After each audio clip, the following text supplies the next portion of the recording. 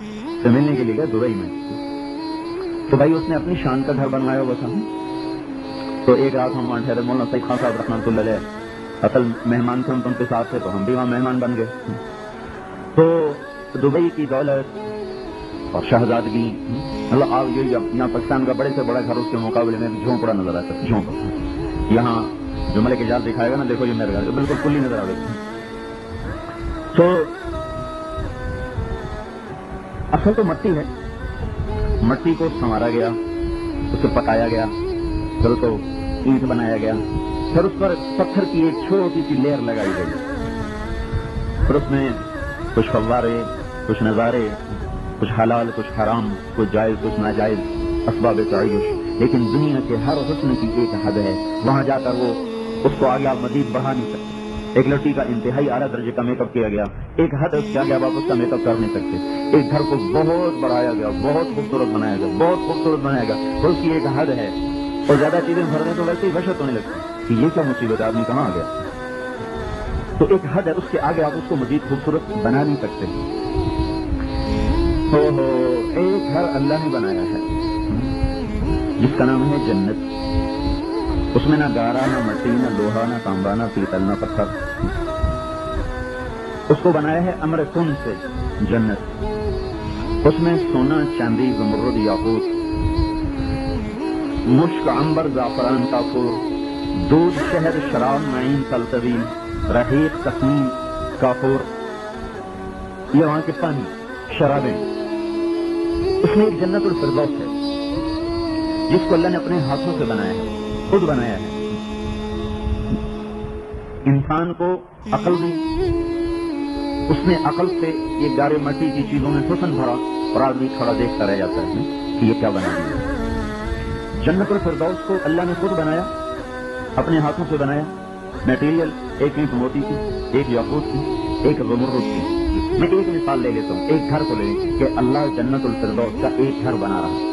آپ لوگ بھی یہی کرتے ہیں, تھوڑے پیسے ہوتے ہیں تو چھوٹا گھر بنتا ہے, پھر زیادہ پیسے آتے ہیں پھر بڑا گھر بنتا ہے. یہ بلال کی طرح پہلے مدینہ ٹاؤن گئے, پھر وہاں سے پیپل کالونی آ گئے, اور زیادہ پیسے آئیں گے تو پتہ نہیں پھر خلا میں جائیں گے, کہاں جائیں گے. لیکن پھر بھی ایک حد ہے, وہاں اگر آدمی ختم ہو جاتا ہے.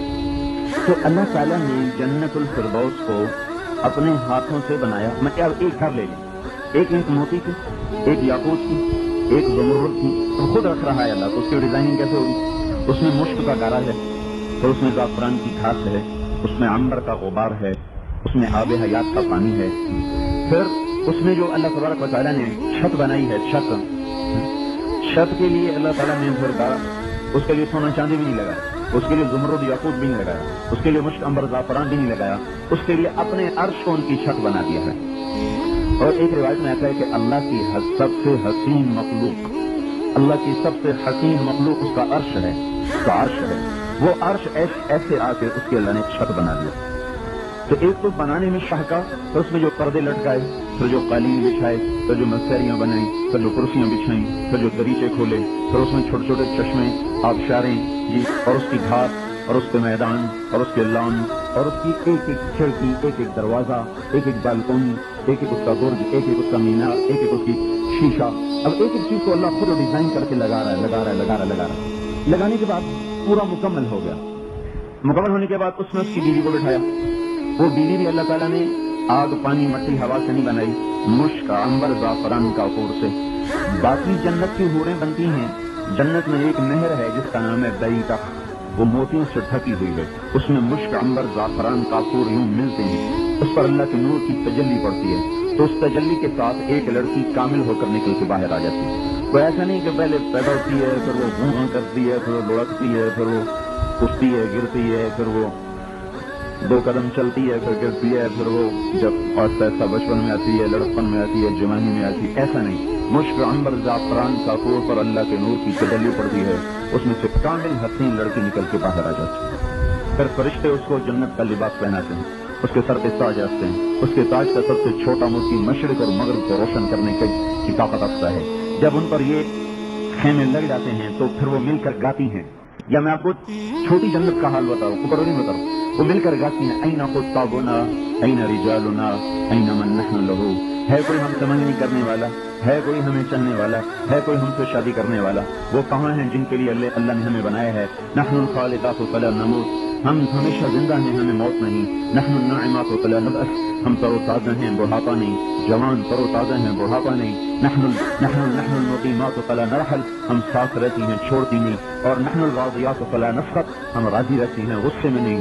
نحن الکاملات فلا نتغیر, ہم میں کمال ہے, ہم بدلتی نہیں. بوڑھی ہو جائے, بیمار ہو جائے, غصے ہو جائے, لڑ پڑے, گھر چھوڑ جائے, بیویوں کو چھوڑ جائے, بچوں کو مارنا شروع کر دیں, ایسی نہیں. بڑھاپا نہیں, بیماری نہیں.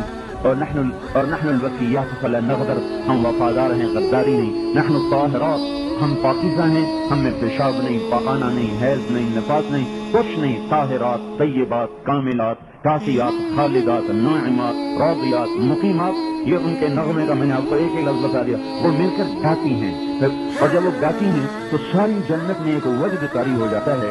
یہ نغمہ اللہ ان کو سنائے گا جو دنیا میں شیطان کی حرام موسیقی سے اپنے کانوں کو بند رکھتے ہیں. تو اللہ تعالیٰ جنت میں اعلان کرے گا, وہ کہاں ہیں, وہ کہاں ہیں جو فیصلہ آباد میں شیطانی گانے نہیں سنتے تھے, آج جنت کی حوروں کا گانا انہیں سنایا جائے گا. بڑے ہی نادان ہیں جو یہاں کی آوارہ عورتوں کی آواز کے پیچھے جنت کی خوبصورت لڑکیوں کی آواز بھول جائیں, اور یہاں کے مراسیوں کی آوازوں کے پیچھے داؤد علیہ السلام کی شیریں نغمے کو بھول جائیں. حضور پاک صلی اللہ علیہ وسلم کی اپنی زبان مبارک اللہ تعالیٰ محفل سجائے. تو جنت کی محفل موسیقی ہے یہ, اللہ تعالیٰ انتخاب کرے گا. وہ آ جائیں جو دنیا میں گانے نہیں سنتے تھے, وہ آ جائیں, ان کو بٹھایا جائے گا. پھر اللہ جنت کی حوروں کو سامنے لائے گا, کہ گاؤ. جنت کو کہے گا تو دھن بنا, انہیں فرمائے گا تم سر لگاؤ. ان کا سر ہوگا وہ ساز ہوگا. یہ ساز اور آواز مل کر ایک ایسا سما پیدا کریں گے کہ 70 برس بھی وہ سنتے رہیں تو ان کے سننے کا جی نہیں بھرے گا.